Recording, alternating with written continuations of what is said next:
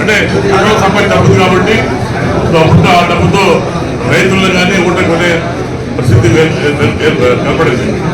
కానీ మామూలు ఎవరు డబ్బులు ఎవరు స్ఫూర్తి లేక అల్లాడిపోతుంటే తప్పకుండా మళ్ళీ మేము రోడ్లో వచ్చాం కాబట్టి తెలియజేసి కాబట్టి తప్పకుండా అందరూ మమ్మల్ని ఆకర్షిస్తారు.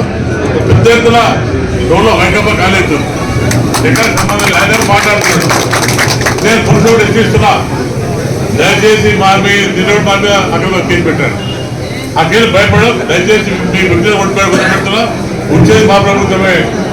ఎవరైతే ఇప్పుడు మీరు సపోర్ట్ చేస్తారో వాళ్ళకు తప్పకుండా దానికి పనిష్మెంట్ ఉంటుంది.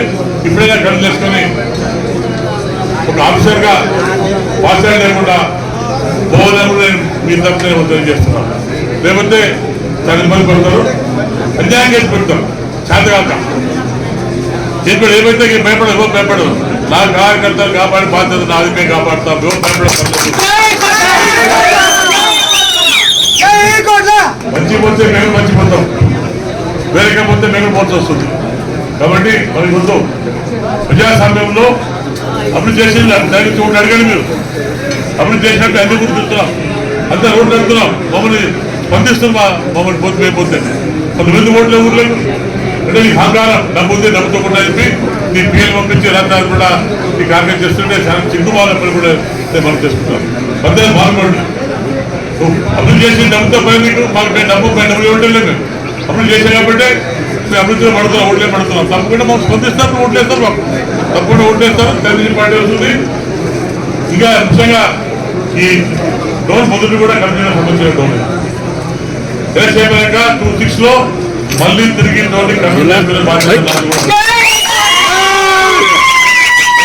ఉద్యోగులు కానివ్వండి, మంచిలు కానివ్వండి, అన్ని కూడా చాలా సమస్యలు ఉన్నాయి. ఇవాటి మీద ముఖ్యంగా తారీఖు సమస్య మీద తప్పుడు మేము దృష్టి పెట్టి అన్ని గ్రామాల్లో ఎక్కడ వీళ్ళెక్కడ తారీఖు సమస్య చేసుకుంటూ ఇలా ఇల్లు కానివ్వండి, దగ్గర మరుగుదొడ్లు కానివ్వండి, రోడ్డు కానివ్వండి, రైలు కానివ్వండి, అవన్నీ ఇంపార్టెన్స్ ఇచ్చుకుంటూ తప్పకుండా మీకు అందరికీ అందుబాటులో ఉండి మీ కష్టాలు పాల్పంచుకొని మేము నాయకులు అంతా కూడా తెలియని నాయకులతో కూడా మీతో అండగా ఉండి తప్పకుండా మీ అభివృద్ధి తోడ్పడి చెప్పి మాకు కావాల్సింది కులపత అంతా కూడా మనతో ఉంటున్నారు.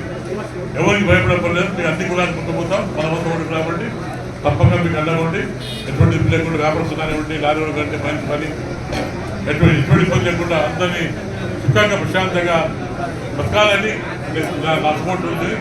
దాన్ని కూడా అందరూ వ్యాపారం చేసుకొని మన కుటుంబాలను బాగుండే పరిస్థితి అందరికి తెలిసినదే, ప్రతి ఒక్కరికి తెలుసు. పెద్దలకు చిన్నలకు ఎటువంటి కుటుంబము ఏమి అనేది వాళ్ళకు డబ్బులు డబ్బు లేదు అనే సమస్యలే లేవు. అంటే ప్రజల దగ్గర మంచి లీడర్, పెద్ద లీడర్, చిన్న లీడర్, ఈ కులం ఆ కులం అనేది లేదు. అందరినీ ప్రేమిస్తారు, అందరినీ బాగా గౌరవిస్తారు. ప్రతి ఒక్క కార్యకర్తలు కూడా అక్కడ అయితే న్యాయం జరుగుతుంది.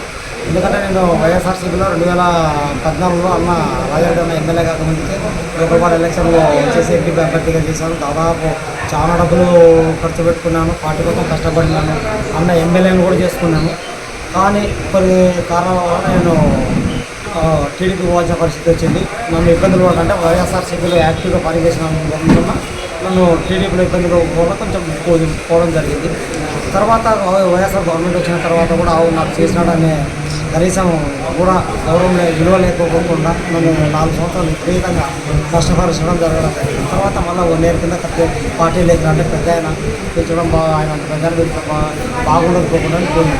పోయిన తర్వాత ఇక్కడ లోకల్ లీడర్లో పొందని లేదు, పొందుకొని లేదు, ఎటువంటి గౌరవం కనీసం కమలాపం కానీ పుట్టిన ఊరిలో కూడా నాకు గౌరవం లేకపోవడంతో నేను రావడం జరిగింది. మా గ్రామం ఈడ కూడా డోర్లో కూడా కొన్ని రోడ్లు కావాలన్నా మా గ్రామం కాలనీ వాసులలో అడుక్కోవడం జరిగింది.